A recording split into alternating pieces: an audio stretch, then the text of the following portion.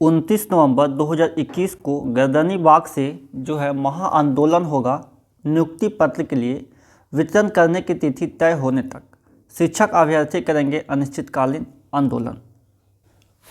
जी नमस्कार, स्वागत है आप सभी का स्टडी आपकी यूट्यूब चैनल पे। और इस वीडियो में हम बात करेंगे, जैसे कि आपने पहले ही देखा, और जो है 29 नवंबर को जो है महाआंदोलन की तैयारी हो गई है। उससे पहले न्यूज़ 18 पर शिक्षा मंत्री विजय कुमार चौधरी ने आकर अपना इंटरव्यू दिया। तो उस इंटरव्यू में उस शिक्षा मंत्री ने क्या कुछ कहा है, वो सारी बातों को हम इसमें बताएंगे। वो वीडियो भी आप लोगों ने देखा होगा, नहीं देखा होगा तो उसका डिस्क्रिप्शन में लिंक दे देंगे, फेसबुक चैनल पे है, वहाँ से भी आप देख सकते हैं। उससे पहले आप ये देख लें कि नियुक्ति कराएंगे शिक्षा मंत्री, लेकिन डेट नहीं बताएंगे। शिक्षा मंत्री के द्वारा आंदोलन को कमज़ोर करने के लिए जो है वो एक इंटरव्यू रखा गया था, लेकिन अभ्यर्थियों से अपील है कि वे इसके बहकावे में न आएँ, और जब तक नियुक्ति पत्र का कोई डेट निर्धारित नहीं होता है तब तक के लिए ये आंदोलन जारी रहेगा। यानी नियुक्ति पत्र अनिश्चितकालीन है, जब तक नियुक्ति पत्र नहीं मिलेगा चयनित अभ्यर्थियों को तब तक के ये चलता रहेगा। पेपर के कटिंग के माध्यम से यहाँ पर देख लें क्या कुछ है। चयनित शिक्षक अभ्यर्थियों का 29 से आंदोलन। नियुक्ति पत्र की मांग को लेकर चयनित प्रारंभिक शिक्षक अभ्यर्थी 29 नवंबर से आंदोलन पर उतरेंगे।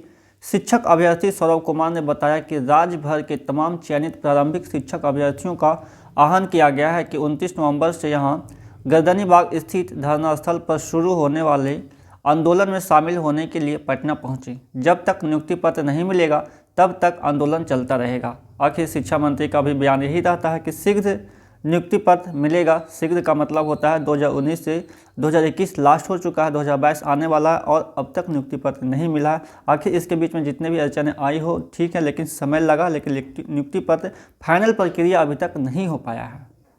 तो वो हिस्सा सुने आप जिसमें न्यूज़ 18 से मीडियाकर्मी के द्वारा शिक्षा मंत्री विजय कुमार चौधरी से सवाल जवाब किया गया है।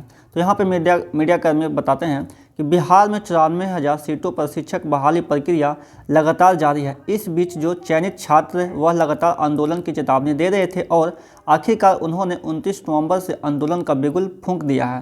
फिर भी हम बात कर रहे हैं बिहार के शिक्षा मंत्री विजय कुमार चौधरी सर, क्या मतलब कि मीडियाकर्मी जो है शिक्षा मंत्री से यह सवाल कर रहे हैं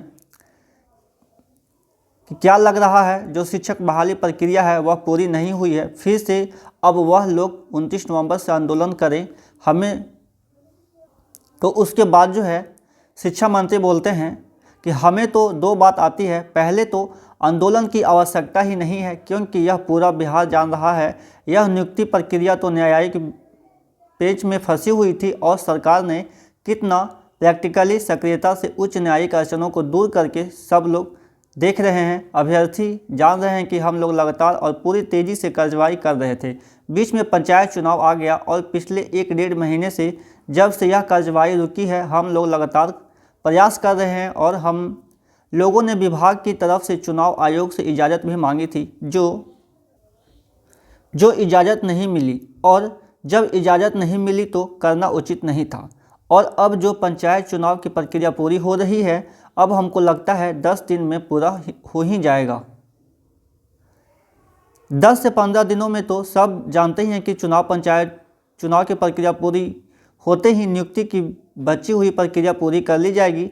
नए साल की शुरुआत में साथ देंगे आपका, क्या उससे भी पहले दे देंगे, लेकिन बस है कि चुनाव प्रक्रिया समाप्त हो जाए। यानी उनका कहना है, विजय कुमार चौधरी शिक्षा मंत्री जो हैं, कि हमारा बस चले तो हम तो जनवरी नए साल से पहले ही सौगात दे, लेकिन अभी जो है प्रक्रिया जारी है।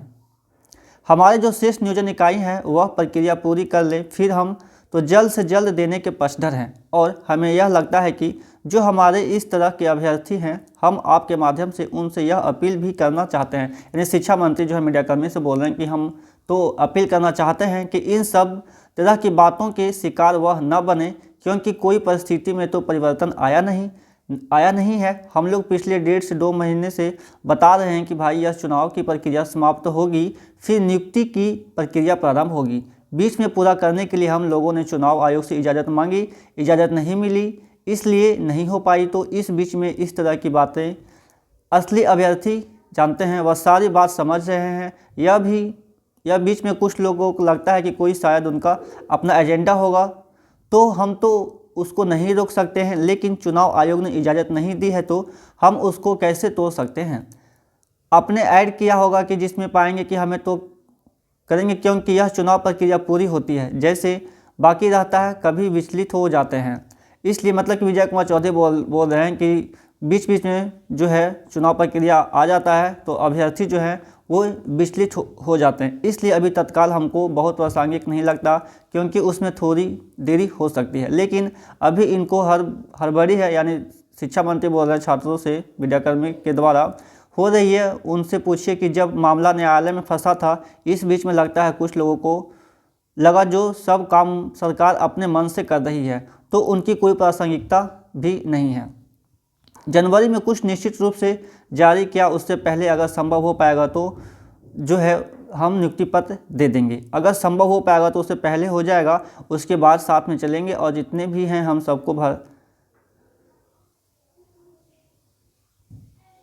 कि सरकार की तरफ से कार्रवाई करें। जितना भी शिक्षा मंत्री से बना है उन्होंने किया है, यह उनका कहना है। तो शिक्षा मंत्री विजय कुमार चौधरी ने अपील कर दी है स्टूडेंट से। अब जो है मीडियाकर्मी बोल रहे हैं, अभ्यर्थी हैं उनसे कि आप निराश मत होइए। सरकार ने जो बहाली प्रक्रिया शुरू कराई है तो निश्चित रूप से आपको नियुक्ति पत्र मिलेगा और इंतजार करना जरूरी है, क्योंकि जिस तरह से उन्होंने कहा कि आंदोलन फिलहाल जल्दबाजी होगी, लेकिन यह जरूर कहा है कि जनवरी क्या, अगर मौका मिलता है, वक्त सही रहता है तो पहले भी नियुक्ति पत्र मिल जाएगी। लेकिन इस पे जब मीडियाकर्मी ने उनसे पूछा कि कोई डेट या शेड्यूल अभी तक नियुक्ति पत्र के लिए क्यों नहीं जारी किया गया है, तो शिक्षा मंत्री का जवाब यही था कि शीघ्र हम देना चाहते हैं, यदि मेरा बस चले या जितना जल्दी से जल्दी हो सके तो हम जनवरी से पहले यानी नए साल से पहले भी सौगात दे सकते हैं। लेकिन ऐसा नहीं लग रहा है, क्योंकि थर्ड राउंड का काउंसलिंग अभी तक हुआ नहीं है और जब तक थर्ड राउंड का काउंसलिंग नहीं होगा तब तक जो है नियुक्ति पत्र नहीं मिलेगा। तो सबसे पहले यही है कि थर्ड राउंड का काउंसलिंग करवाया जाए, उसके बाद नियुक्ति पत्र दिया जाएगा। और नहीं तो 2 राउंड का काउंसलिंग हो गया तो इस पर जैसे जैसे काउंसलिंग हुआ है उस तरह से प्रोसेस आगे बढ़ाया जाए।